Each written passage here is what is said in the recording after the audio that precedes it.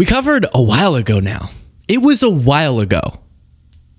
Will Cain, the Fox host, interviewing James Talarico, and he's still upset about how their interview went.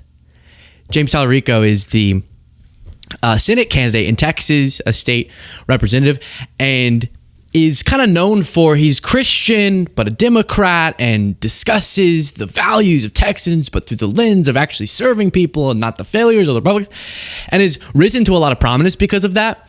And then this weird Axios piece came out, and Will Cain used that as the justification to continue complaining about their interview from now probably months ago. So let me remind you of how that interview went. Again, James Talarico running for Senate, Democrat, with a Fox News host. And then I'll show you Will Cain's latest show about the Talarico controversy, which is not really a controversy. Here is the ending that made the headlines. Republicans, we should stand up to politicians who don't want to face accountability at the ballot box. That's exactly what's happening here. And I asked you, if Republican policies are popular, why do they need to redraw these maps? Why can't they just run on their policies? I'm getting wrapped on time. I'm enjoying this conversation. I want to let it go on, and I apologize. That's such is the nature of cable television, but I don't want to leave this conversation without that loose end tied up. The funding. Are you currently getting money from the Texas Majority PAC or from the People for Power? That's Beto O'Rourke's fund, and the other one is George Soros's fund. They're not paying your fines?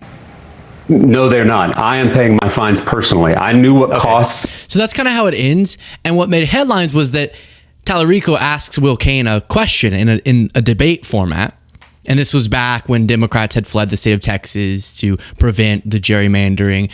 And Talarico brings up a lot of those points about how Texas is trying to rig the system to win the election. But then at the same time, Republicans are saying California can't respond in kind. And it's all very bizarre. And they ended up passing that in Texas and doing the extra gerrymandering. But that's what the debate was about. And instead of answering the question that was asked to Will Cain goes, producer, he's asking me to rap, we gotta go. But then still has like a minute and a half to ask a different question. So that's notable. In the media biz, that's gonna become a headline. Like Texas Dem and Fox's Will Cain trade blows online after producer dumps out a fiery 10-minute interview. And that led to this, Will Cain going on his show and saying, so dishonest how Talarico presented this, like I cut him off or I ended the interview early. I didn't. But you saw the clip. I mean, it was like you didn't answer his question and instead said my producer, but then you had other questions for him. But also, that's headlines. Puppy boy, baby girl, it's headlines. Yesterday, Representative James Talarico of Texas, described as a rising star Democrat, spent a good 10 minutes here on the Will Cain Show in a conversation that I largely thought was respectful, if not spirited. I like having those conversations and hearing from different points of view, and I recognize at times that much of this audience doesn't want to hear from someone they consider to be dishonest. But I like to give everyone a chance for honest debate. I thought that's what we had with Representative Talarico. I was surprised then to all of a sudden see headlines after our show yesterday like this from the Daily Beast. Fox News host rages at Democrat after abruptly ending interview. Mediaite, Texas Democrat and Fox's Will Cain trade blows online after producer dumps out a fiery 10-minute interview. That's interesting. I don't remember dumping out of the interview. I don't remember cutting off Representative Talarico. In fact, if I remember... Okay, so he complains for a while. He shows the clip of they actually end up talking for a second after he said that producer thing. Let me see his reaction to the actual clip that I showed you. Let's see here. About Republicans, all of them, voting against a, quote, gerrymandering law. Democrats had a majority in Congress. They voted to ban gerrymandering in every state, red states and blue states. Do you know how many Republican members of Congress joined them in that effort? Which one? I'm sorry, which state did you just refer to? I'm asking, do you know how many? Oh, okay, whatever. That was not even the same part I was referencing. But point is, he didn't like how it went. He showed tweets of Talarico saying he ended the interview early because he couldn't answer my question. That's trading blows, right? As the headline went. I think that's fair to say. Ended the interview early?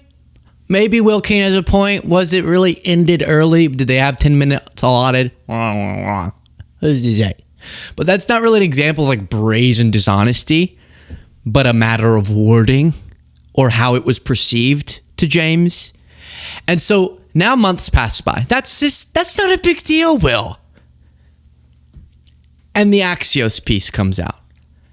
And I'll show you Will's reaction. He's still upset about the interview. But this was the Axios piece. While we go through, please do click the subscribe button. Millions of people watch every month who aren't subscribed. All you got to do is click the button and you support what we do. It is free. The title's Faith Forward Texas Senate Candidate Follows Porn Actors, Escorts on Instagram. Bum, bum, bum.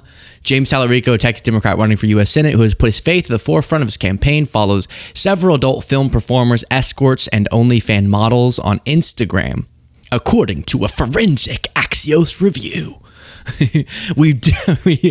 To make sure we substantiated this article thoroughly, we spent 100 hours watching all of the OnlyFans content from every relevant person. And the response from the campaign of Talarico was, hey, here's an example of a DM where someone posted something nice about Talarico on their story. So we DM'd them, followed them, and said, thank you. And they said, yeah, keep it up. And this is just us engaging with prominent accounts who will signal boost us. We're not following them because we're using the escort service or watching the OnlyFans models. And do I care even a little bit? Yeah, there it is. My own tweet. This guy, handsome, good guy, great guy. Who's supposed to care, he writes, about this at all? What a waste of time. It's just a waste of time. They spent paid journalistic hours writing that story, to which I don't even think a MAGA cared. They were like, what? Following means nothing. You follow some models. Cool. Beauty is fun. It's cool. We like it. Here. What does that make me? A fascist? Channel Tucker. So then you have Will. This story has nothing to do with their interview. It has to do with a silly attempt at hypocrisy. He's faith forward, but he followed an OnlyFans model, which I actually believe their explanation. I do. I believe that they were just engaging with accounts that were being nice to them for the campaign. And I don't even believe that he probably runs his Instagram. So it really was irrelevant to me. I believe their explanation. And even if I didn't, I still want to care. And it's a hypocrisy angle. You can't be faith forward and follow OnlyFans models. Well, then find me a Republican who doesn't fall into that same hypocrisy in some category. But now, even all that behind us, it definitely doesn't have anything to do with Will Cain's interview from weeks ago. But somehow Will makes it about that. Main character syndrome. You remember Senator Talarico.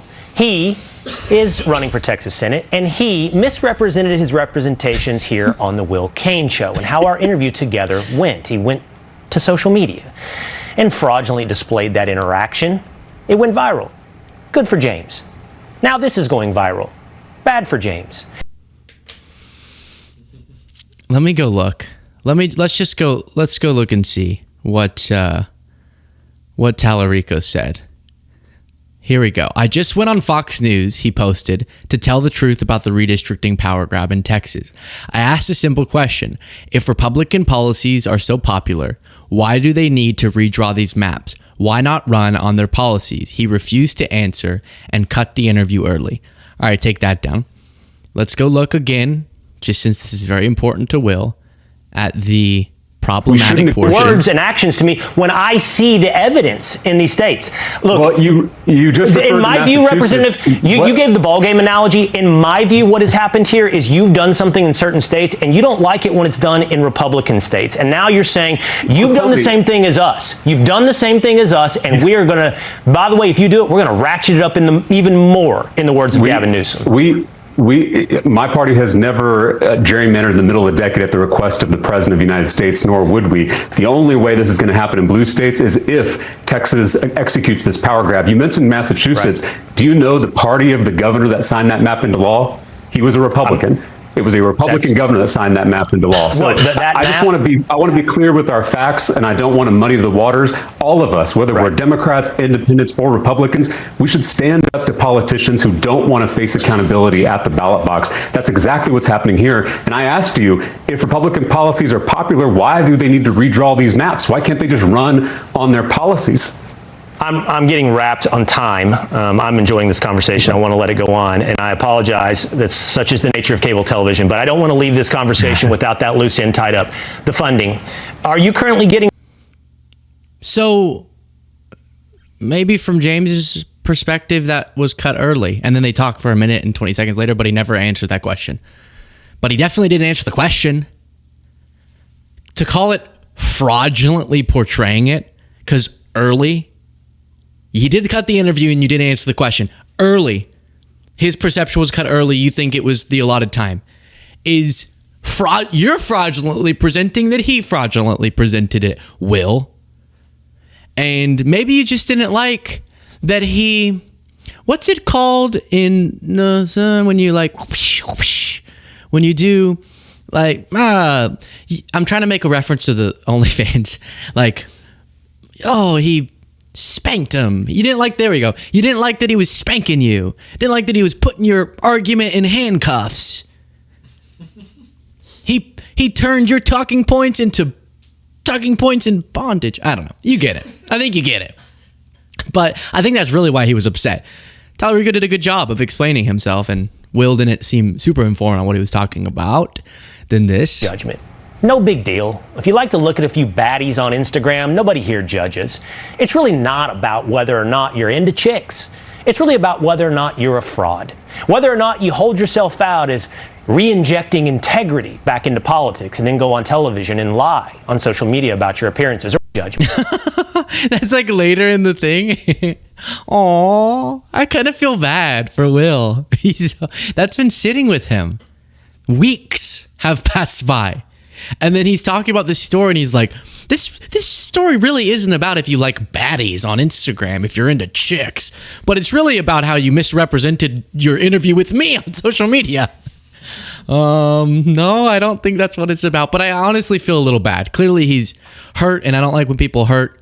And so shame on James for that. You should have gotten his consent to spank him like that. Get it? Do we not have the boom yet?